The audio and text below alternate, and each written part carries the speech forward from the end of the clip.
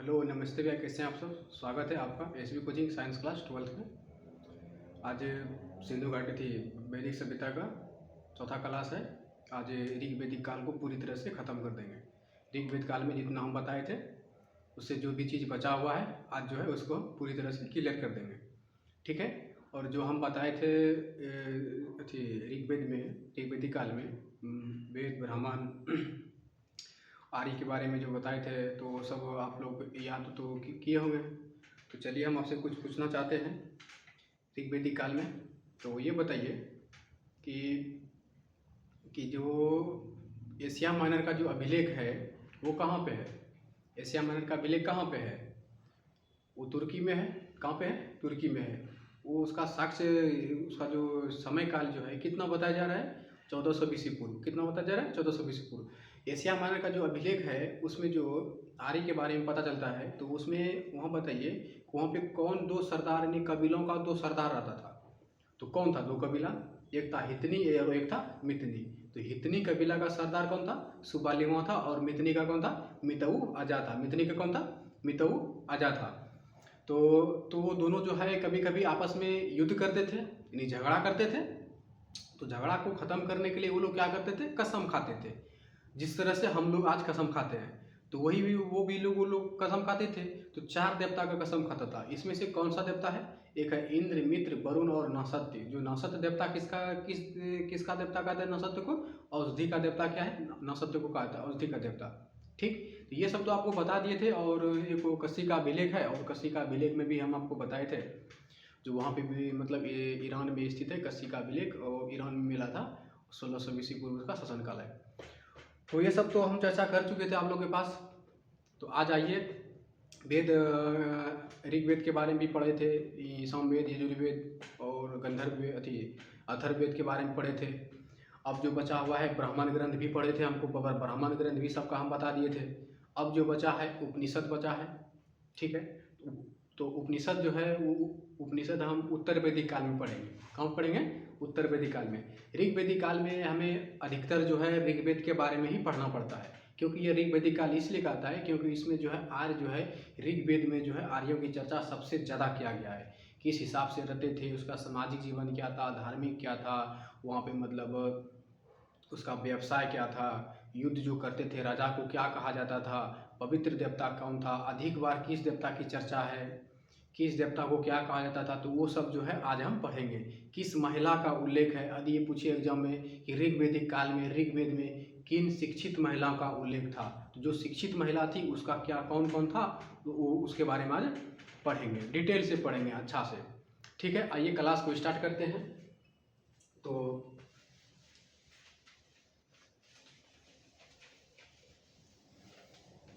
तो हम आपको अथर्ववेद के बारे में बता दिए थे, अथर्ववेद तक बता दिए थे जो कि क्लियर हो चुका था पूरा। तो ये बताइए कि अथर्ववेद में टोटल सूक्त कितना है? अथर्ववेद में टोटल सूक्त कितना था? 731 था। मंत्र कितना है? 6000 है। मंत्र कितना है? 6000 है। अथर्ववेद का उपवेद कौन है? शिल्प वेद। अथर्ववेद का उपवेद शिल्प वेद। अथर्ववेद को पुरोहित को क्या कहते हैं? यानी गाने वालों को क्या कहते हैं? ब्रह्मा कहते हैं। ऋग्वेद को होता या हुत्री, यजुर्वेद को ऊर्ध्वायु, सामवेद का उदाता, अथर्ववेद का ब्रह्मा। यदि ये पूछे कि ऋग्वेद का ब्राह्मण ग्रंथ कौन सा है? कौत्सिकी और ऐत्रेय, कौत्सिकी और ऐत्रेय। और यजुर्वेद का कौन सा है? मैत्रेय और तैत्रेय, मैत्रेय और तैत्रेय। और सामवेद का पूछे तो कौन सा है? जैमिनी। अथर्ववेद का पूछे कौन है? अथर्ववेद का पूछे तो अथर्ववेद का ब्राह्मण ग्रंथ गोपद है। कौन है? गोपद ही है ना। अथर्ववेद का कौन सा है? गोपद है। अथर्ववेद के बारे में ये सब बता दिए किसका कौन सा उल्लेख है, क्या क्या मिला है, जादू टोना, भूत पिचास, ये सब कहाँ पे है? अथर्ववेद में है। तो आइए उसके बाद आगे जो है वो पढ़ेंगे। देखिए ऋग्वेदिक काल, ऋग्वेदिक काल। तो ऋग्वेदिक काल कहाँ से कहाँ तक था? 1500 से लेकर 1000 बीसी पूर्व। तो हम आपको ऋग्वेदिक काल में ऋग्वेद, यजुर्वेद, सामवेद, अथर्ववेद ये सब हम आपको बताए थे। कितना मंडल है, किस किस मंडल में किसकी चर्चा है। तो आज जो हम पढ़ेंगे कि ऋग्वेद का जो आखिर सामाजिक जीवन क्या थी, आर्थिक जीवन क्या थी, कौन कौन सा देवता था, कितना धर्म वो लोग मानते थे, आखिर एकेश्वरवादी था या बहुश्वरवादी था या फिर एकात्मकवादी था, तो क्या क्या था वो लोग पढ़ेंगे हम। उस देवता को कितना श्रेणी में विभाजित किया गया था वो भी पढ़ेंगे। तो आइए तो ऋग्वेद काल में सबसे पहले देखिए आर्थिक जीवन। आर्थिक जीवन यह कहा जाता है कि ऋग्वेदिक काल जो है, ऋग्वेद का जो अधिकतर जो रचना किया गया है सप्त संदर्भ क्षेत्र के अंतर्गत किया गया है। कहाँ पे किया गया है? सप्त संदर्भ क्षेत्र के अंतर्गत किया गया है। तो सप्त संदर्भ क्षेत्र में कौन कौन सा आता है? देखिए, सप्त संदर्भ क्षेत्र में 7 नदियाँ आती हैं। कौन सी नदियाँ आती है? 7 आती है। एक है सिंधु, चिनाब, झेलम, सतलज, ब्यास, और सिंधु, चिनाब, झेलम, सतलज, ब्यास और रावी, और एक है सरस्वती। सिंधु, झेलम, चिनाब, ब्यास, सतलज, रावी और सरस्वती, ये 7 नदी जो है ये सप्त संदर्भ क्षेत्र के अंतर्गत जो है ऋग्वेद काल की रचना, यानी ऋग्वेद का जो काल माना जाता है सप्त संदर्भ क्षेत्र के अंतर्गत माना जाता है। तो सप्त संदर्भ क्षेत्र की रचना कहाँ पे है? ऋग्वेद में है। यदि ये पूछे इसकी ऋग्वेद में सबसे अधिक बार उल्लेखित नदी कौन सा है? सिंधु नदी। अब मान लीजिए कि कोई चीज़ मतलब सबसे ज़्यादा बार कोई चीज़ का आप यूज कर रहे हैं तो वही ना बोलेगा आदमी, ये इस बात को जो है ये ज़्यादा घुमा फिरा रहा है, तो वही हो गया मतलब वो सबसे ज़्यादा मतलब सिंधु नदी के किनारे मतलब वो लोग रहते थे, इसीलिए सिंधु नदी की सबसे अधिक बार चर्चा है। सिंधु नदी से उसका आर्थिक जीवन चलता था पूरा, तो इसीलिए वो सिंधु नदी का चर्चा अधिक बार किया गया है। यदि उसमें पवित्र नदी माने तो पवित्र नदी कौन सा है? सरस्वती है। पवित्र नदी कौन सा है? सरस्वती है। तो आइए सिंधु नदी के बारे में पढ़ेंगे। आर्थिक जीवन पहला हो गया उसका सिंधु नदी। सिंधु नदी, सिंधु नदी, इसकी चर्चा जो है अधिक बार। ठीक है, देखिए पढ़ना है तो एकदम डिटेल से पढ़ना है, चाहे क्लास 6 गो हो जाए, 7 गो हो जाए, 8 गो हो जाए, क्योंकि बार बार जो है पढ़ना ना पड़े। तो ठीक है, तो सिंधु नदी की चर्चा कितना बार है? अधिक बार है। यदि सबसे ज़्यादा पूछे कि किस नदी की सबसे ज़्यादा चर्चा है तो वो है सिंधु नदी। ठीक, यदि ये पूछे कि ऋग्वेद के 10वां मंडल में जो नदी सूक्त की चर्चा है उसमें कितना नदी की चर्चा है? टोटल 21 नदी की चर्चा है। कितना नदी है? टोटल 21 नदी है। ठीक, तो 21 नदी में सब जो है ये इम्पोर्टेंट नदी जो है ज़्यादा उल्लेखित नदी कौन था? सिंधु नदी था। तो सिंधु नदी जो है ये सबसे अधिक बार उल्लेखित है। हाँ, तो सिंधु नदी जो है सबसे अधिक बार उल्लेखित है। सिंधु नदी जो है यह आर्थिक महत्व ज़्यादा देता था। आर्थिक स्थिति को मतलब आर्थिक स्थिति जो है ऋग्वेदिक काल का जो आर्य रहते थे तो आर्यों को जो है आर्थिक स्थिति को कौन मतलब मदद करता था? सिंधु नदी। जो आर्थिक स्थिति की जो मदद करता था सिंधु नदी, तो जिस वजह से जो है सिंधु नदी को हिरण्यनी के नाम से जाना जाता था। किस नाम से जाना जाता था? सिंधु नदी को हिरण्यनी के नाम से जाना था। हिरण्यनी के नाम से जाना जाता था। यदि ये पूछे एग्जाम में कि ऋग्वेदिक काल में सिंधु नदी जो है आर्यों को आर्थिक सहायता प्रदान करती थी, तो जिस वजह से सिंधु नदी को किस नाम से जाना जाता है? हिरण्यनी के नाम से जाना था। हिरण्यनी के नाम से जाता है। और सिंधु नदी से जो है ऊनी वस्त्र ज़्यादा मतलब उत्पन्न होता था। ऊनी वस्त्र जब ज़्यादा मिलता मतलब ये उत्पादन करता था सिंधु नदी से, उन लोग को जो है ऊनी वस्त्र सबसे ज़्यादा मतलब मात्रा में प्राप्त होता था। तो जिस वजह से ऊनी वस्त्र के कारण जो है सिंधु नदी को ऊनावर्ती के नाम से भी जाना जाता था। ऊनावर्ती के नाम से किसको जाना जाता है? सिंधु नदी को जाना जाता है। और हिरण्यनी के नाम से किसको जाना जाता है? सिंधु नदी को। यदि एग्जाम में ये पूछे कि ऋग्वेदिक काल में ऋग्वेद में सिंधु नदी जो है आर्यों को ऊनी वस्त्र प्रदान करता था, जिस वजह से उसे किस नाम से जाना जाता है? ऊनावर्ती के नाम से। किस नाम से? ऊनावर्ती के। और सिंधु नदी जो है ये जो है सोम पर्वत से निकलता है। सोम पर्वत, सुषमा पर्वत। सुसोम पर्वत। सिंधु नदी जो था उस समय सिसोम पर्वत से निकलता था। ठीक, अभी भी निकलता है। तो सिंधु नदी का जो प्रवाहित है वो कौन सी पर्वत से हो रहा है? सुषमा पर्वत से। सुषमा पर्वत से प्रवाहित होता था, जिस वजह से सिंधु नदी को सुसोम के नाम से जिस वजह से सिंधु नदी को सुषमा के नाम से जाना जाता था। देखिए अभी जो है ये जो एनसीईआरटी में जब पढ़िएगा तो आपको जो है ये सब चीज़ जो है आपको मिलेगा। ये सब वर्ड जो है सुषमा, उष्णावर्ती, हिरण्यनी। यदि ये पूछते एग्जाम में कि सिंधु नदी का अन्य नाम क्या है ऋग्वेद में, तो ऋग्वेद में सिंधु नदी को जो है सुषमा के भी नाम से जाना जाता था, ऊनावर्ती के भी नाम से उल्लेखित किया है और हिरण्यनी के नाम से भी उल्लेखित किया है। यहाँ तक सिंधु नदी के बारे में क्लियर हो गया आप लोग को। यदि सिंधु नदी के बारे में पूछे तो बता सकते हैं ना, सिंधु नदी आखिर अभी कहाँ पे है, पाकिस्तान के और भारत का जो है सिंधु नदी कहाँ पे, पाकिस्तान में। और सिंधु नदी के किनारे जो है कौन सा शहर बसा हुआ है, मोहनजोदड़ो है। मोहनजोदड़ो है ना सिंधु नदी के किनारे, जो कि एक योगी का भी यहाँ पे मिला हुआ है। ठीक, तो घोड़े का भी दांत मिला है मोहनजोदड़ो में। घोड़े का दांत कहाँ मिला है, मोहनजोदड़ो में मिला है ना घोड़े का दांत। यदि ये पूछे चावल का साक्ष्य कहाँ पे मिला था, बाजरा और चावल, लोथल में मारना है। बाजरा चावल कहाँ मिला है, लोथल में मिला है। देखिए याद तो पूरा चीज़ है हमारे को, याद पूरा चीज़ है, लेकिन आपको पूछेंगे तो आप लोग जवाब नहीं दे रहे हैं, क्योंकि देखते नहीं क्लास को और पढ़ना ही है सही से। तो सिंधु नदी जो है ये सुषमा पर्वत से निकलता था, जिस वजह से इसे सुषमा के नाम से जाना जाता है। और सिंधु नदी जो है ये ऊन वस्त्र ज़्यादा उत्पादन करता था, आर्यों को मदद देते थे, इसीलिए इसे उस ऊनावर्ती के नाम से जाना जाता है।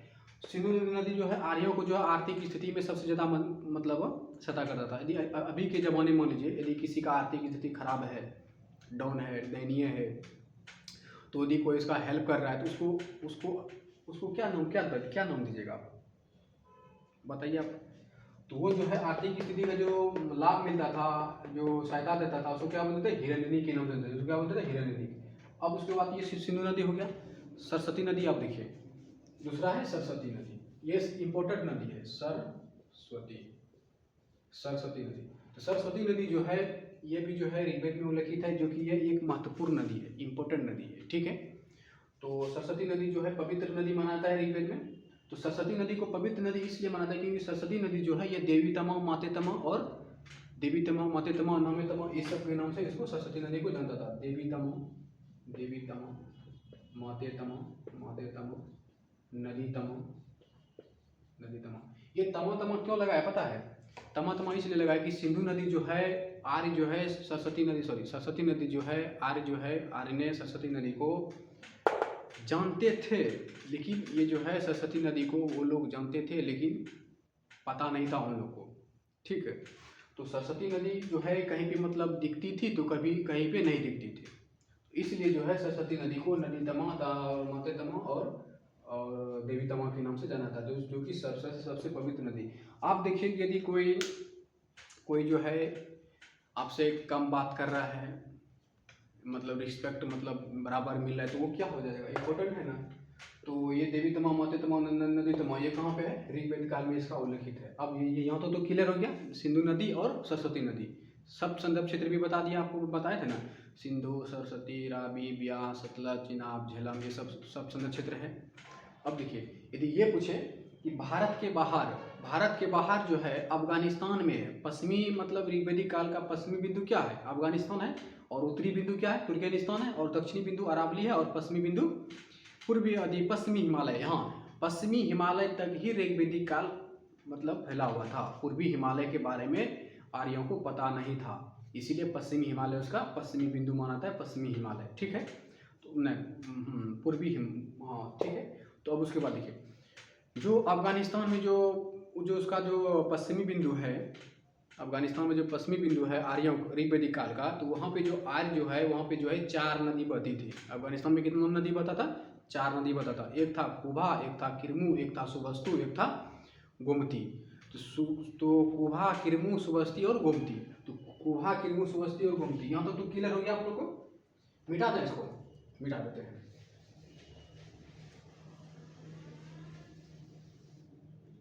तीसरा आइए, तीसरा क्या है, तीसरा है वहाँ पे अफगानिस्तान। अफगानिस्तान में टोटल 4 नदी बहता था, 1 2 3 4। तो अफगानिस्तान में टोटल कितना नदी बहता था, 4 नदी बहता था। ठीक है, तो 4 नदी, पहला है कुभा, दूसरा है किरमू, तीसरा है सुबत्सु, चौथा है गोमती। ठीक है, गोमती। तो ये 4 नदी बहता था, कुभा, किरमू, सुबस्ती, गोमती। तो कुभा को जो अभी जो नाम दिया गया है उसको क्या है, काबुल। कुभा को भी क्या बोलते हैं, काबुल। किरमू को क्या बोलते हैं, कुर्रान। और सुबस्तु को क्या बोलते हैं, स्वात। और गोमती को गोमल बोलते हैं, गोमल। अब देखिए यहाँ पे तो ये जो नाम है ये क्या नाम है, प्राचीन नाम है, ये प्राचीन है, ये आधुनिक, ये आधुनिक। तो प्राचीन नदी हो गया कुभा, तो उसका आधुनिक नाम है क्या, काबुल। किरमू हो गया प्राचीन नाम, तो उसका आधुनिक नाम क्या है, खुर्रम। सुवत्सु हो गया प्राचीन नाम और आधुनिक नाम क्या है, स्वात। और गोमती हो गया प्राचीन नाम और आधुनिक नाम क्या है, गोमल। यहाँ तक क्लियर हो गया। यदि यहाँ पे जोड़ी लगाने में पूछ दे तो आप लोग बता सकते हैं कि इसका क्या, कौन सा प्राचीन नाम है, कौन सा आधुनिक नाम है। यदि क्वेश्चन इस तरह से पूछे कि इनमें से कौन सी नदी जो है ऋग्वेदिक काल में उल्लेखित है, यानी ऋग्वेद में उल्लेख किया गया है, किस नदी का चर्चा है, उसमें से कुभा किरमू दे देगा और 2-3 दे देगा, इधर दे देगा भगीरथी दे देगा, अलकंदा दे देगा। तो ये सब जो है नहीं है, और इसमें कुभा किरमू सुवस्तु गोमती ये सब जो है ऋग्वेद में उल्लेखित है, ये 4 नदी जो कि भारत के बाहर बहती है, ठीक, यानी पश्चिमी छोर में। तो जो पश्चिमी जो है ऋग्वेदिक काल का जो पश्चिमी बिंदु है वो क्या है, अफगानिस्तान है। और वहाँ पे कुभा किरमू सुवत्सु गोमती, जो कि गोमती का भी नाम है गोमल, सुवत्सु को अभी स्वात के नाम से जानते हैं, किरमू को खुर्रम और कुभा को काबुल। ये तक कोई दिक्कत नहीं है, यहाँ तक तो क्लियर हो गया। अब देखिए, अब इसके बाद देखिए कि यहाँ का जो पर्वत है, पर्वत के बारे में पढ़ेंगे, पर्वत और चोटी।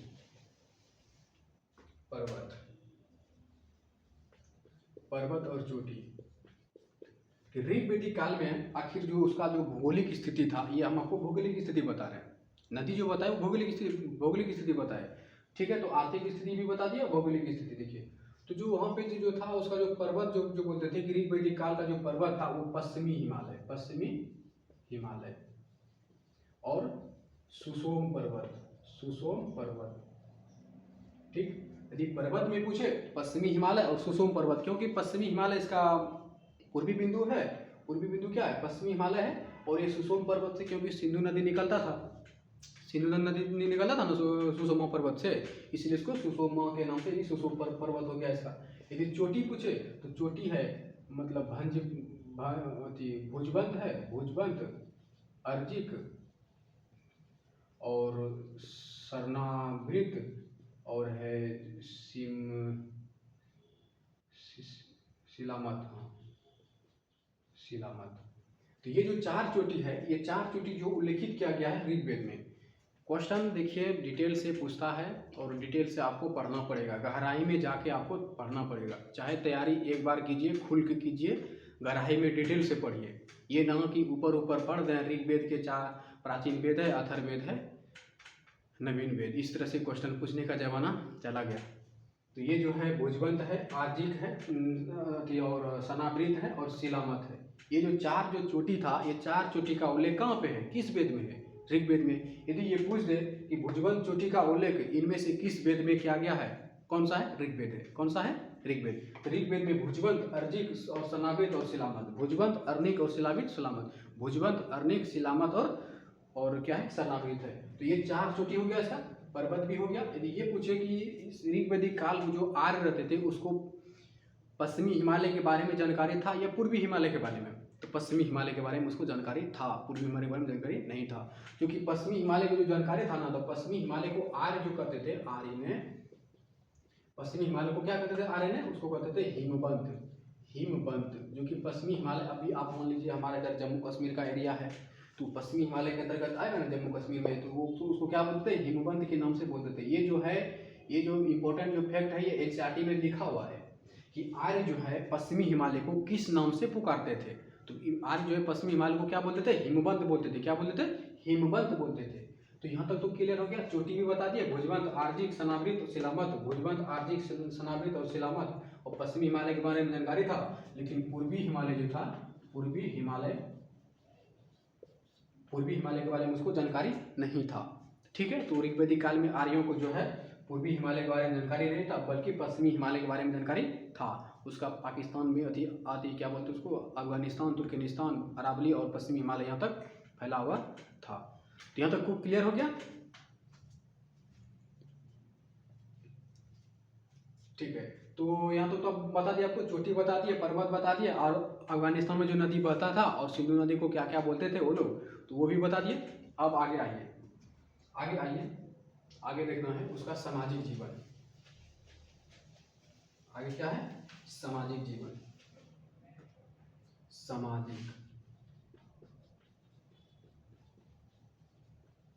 सामाजिक जीवन। अब देखिए, सामाजिक जीवन जो है, आर्य का जो समाज जो रहता था वो एक कबीले के रूप में रहता था। ठीक, आज के ज़माने में नहीं है कि एक यादव समाज अलग हो गया, कुम्हार अलग हो गया, ये हो गया, वो हो गया। वहाँ पे भी था, कुम्हार था, वहाँ पे बढ़ई था, शिल्पकारी था, सब अलग अलग था उसका। तो समाज जो होता था एक कबीले के रूप में रहता था। ठीक, तो कबीले के रूप में रहता था। तो जो समाज जो था उसका छोटी इकाई पूछी कि ऋग्वेदिक काल में समाज का सबसे छोटी इकाई क्या था? परिवार था। ठीक है, सामाजिक जीवन जो समाज रहते थे किस में रहते थे? कबीलाई के रूप में रहते थे, कबीलाई के रूप में। तो उसका आर्य तो ऋग्वेदिक काल का जो समाज था किस रूप में रहता था? कबीले के रूप में उसका समाज था। और जो समाज जो कबीले का, जो यदि ये पूछे कि कबीले का सबसे छोटी इकाई यानी वहाँ जो समाज था उसका सबसे छोटी इकाई क्या था? परिवार था। सबसे छोटी इकाई क्या है? सामाजिक का सबसे छोटी इकाई वो क्या है? परिवार है। परिवार को वो लोग क्या नाम से पुकारते थे? कुलप बोलते थे। क्या बोलते थे? कुलप। ठीक, परिवार को क्या बोलते थे? कुलप बोलते थे। तो ये पूछे कि ऋग्वेदिक काल में परिवार को जो सबसे छोटी इकाई है उसको क्या बोलते हैं? कुलप बोलते हैं। क्या बोलते हैं? कुलप। ठीक, यहाँ तो क्लियर हो गया। अब देखिए कबीलाएं रहेगा, सब अलग अलग समाज के रूप में तो नहीं रहेगा। तो कबीले जो है आपस में वो लोग जो है कभी कभी झगड़ा भी कर लेते थे, कभी कभी युद्ध भी कर लेते थे। तो जो है युद्ध को जो संचालित करने के लिए या जीतने के लिए, किसी को अधिकार दिलाने के लिए राजा तो वहाँ रहेगा ना, राजा तो चाहिए। तो वहाँ पे जो राजा रहता था तो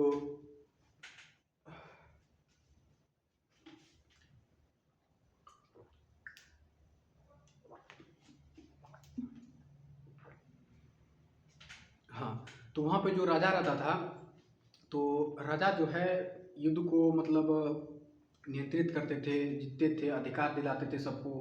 तो राजा जो होता था, राजा को जो ऋग्वेद में जो है इंद्र और वरुण की देवता से तुलना किया गया है राजा को। ठीक, तो राजा की तुलना किससे किया गया? इंद्र और वरुण से किया गया है। यही जो परिवार, जो कबीले का जो परिवार था, कभी कभी आपस में झगड़ा होता था। वहाँ पे अधिकतर जो युद्ध होता था ना, गाय के लिए होता था। किसके लिए होता था?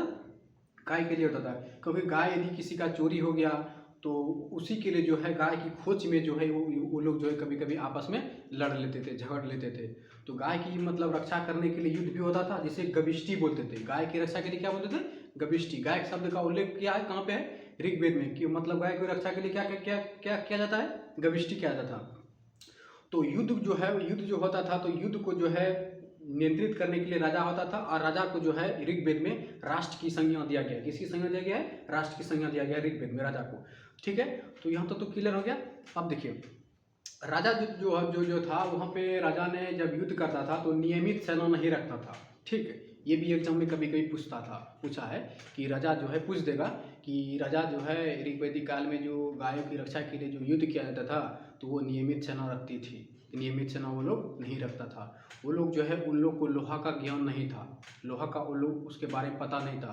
उन लोग को जो धातु के बारे में पता था, अयस्क धातु का यूज करते थे। अयस्क धातु का मतलब होता है कासा यानी कॉपर और टीन। तो कॉपर और टीन, जिसमें चांदी का भी वो लोग यूज करते थे। चांदी से वो लोग क्या थे? परिचित। जैसे आप पढ़े थे ना वहाँ पे सिंधु घाटी सभ्यता में, कासा, सोना, चांदी, टीन, तो ये सब भी यूज करेंगे। जब वहाँ पे लोहा का खोज नहीं हुआ था तो यहाँ पे ये लोग लोहा का क्या यूज करेगा?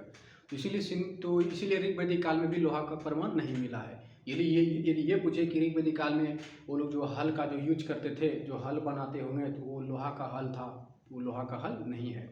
ठीक है, ऋग्वेदिक काल में जो है कृषि की जो चर्चा है टोटल 24 बार चर्चा है। कितना चर्चा है? 24 बार चर्चा है। ऋग्वेदिक काल में कृषि की चर्चा कितना है? 24 बार किया गया है। ठीक, तो आइए आप देखिए आगे पढ़ते हैं।